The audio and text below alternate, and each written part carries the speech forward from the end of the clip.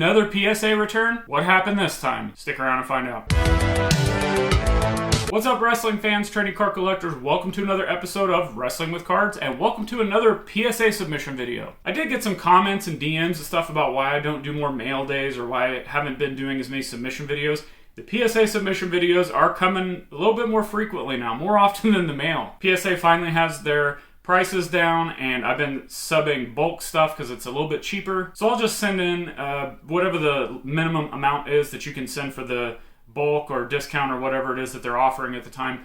I'll send in the lowest amount, and I'll do it more frequently. That way I can kind of keep a churn of cards. Maybe I get some to sell to pay for that. Maybe it's PC items that I've been needing to get into slabs for ages and finally getting that now at an affordable price. But a few weeks back, I had mentioned that I had a complete fail, kind of, with my PSA All-Star Auto submission and how the grades just really were not what I was expecting. So in this submission, we've got more Wrestling All-Stars cards. But what exactly happened with these cards? Let's find out. All right, so we're going to kick things off with some singles that I graded that are unsigned. Now, the idea of this is because these guys are deceased or they're harder to get the autos of, so I'm just going to take the unsigned copies and add them to my set as is.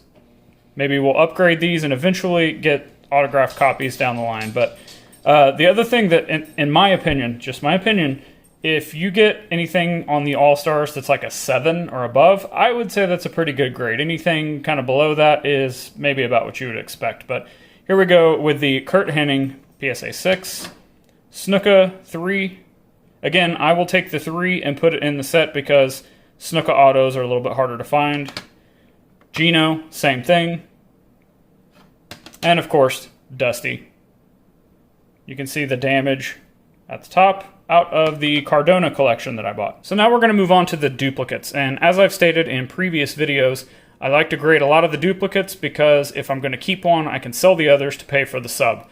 That's how I like to do things. Self-sustaining hobby. I don't need a million copies of the same card. So we're going to kick off with Junkyard Dog, and we're going to look at some differences and see if you can spot the differences. So here's a PSA 2 and another PSA 2. If you look, this one has a crease right there. That one has a crease on the top. Other than that, in my opinion, they look pretty similar, so that makes sense to me why they would both get 2s. It's also subjective, I guess, whether you would want to do these 2s, 3s, 5s. You know, they don't tell you what the grading scale is on these, so we just gotta wing it, I guess. And then here we have the 7. Now, this is the one I'll be keeping because, again, the autographs are a little bit harder to find.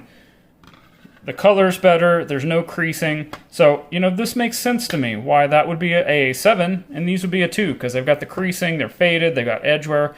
Makes a little bit more sense to me. Here we have King Harley Race, a couple of 3s, almost identical cards. I have some minor creasing that's up here in the top on both of these. It's a little bit harder to see, but again, very similar looking cards, so this kind of makes sense to me. Dory Funk Jr., both 3s, again. So if you look at this one, there's some heavy creasing right at the top there. You can see that. This one, no creasing, but if you look carefully, the coloring is darker on this one. So does that count that off? Do they think this is altered because it's been colored different? Not really sure. I couldn't find any other creasing on this one, even though this one has the big crease there. So I don't know what gives on these. Let me know in the comments what you think. All right, the Superstar, Bill Dundee. So we got a 5 and a 4. Now right off the bat, this one, if you look, some serious paper loss and surface wear right there. On this one, there's a little crease there, and then no real, I mean, there's going to be a little surface wear or print lines on a lot of these things, but when you compare the two, how did this one get a higher grade than this one when the surface clearly worse? Eye appeals, clearly worse. It's kind of a little bit of an eyesore there, but why? What gives? Again, let me know in the comments what you think of this. And lastly, we've got Sergeant Jacques Goulet. Got a 4 and a 3. Couldn't tell a lot of difference here, so I'm not sure. So there you have it. Some more Wrestling All-Stars. These are the unsigned versions. And what do you think? I would like to know what you think about the grades that I got back. Were they accurate? Were they not? Does PSA not know what they're talking about? Is grading a sham? I could honestly see the arguments for everything I just mentioned. That's why I always just like to hear other people's opinions. Maybe it sways the way I think, and you, in your opinion and your facts, can persuade me to think a certain way. Maybe not, but either way, I love hearing the discussion being built around grading and what makes cards grade what and what sets grade a certain way. And again, these are all-stars, so I knew I wasn't going to get a lot of high grades. I was pleased with that JYD 7, but at the same time, I thought that JYD 7 didn't look as good as the Ted DiBiase that I had autoed on the last submission, which just got an authentic grade. I don't know, but I'd love to hear from you. Let me know what you think about grading, PSA, Wrestling All-Stars.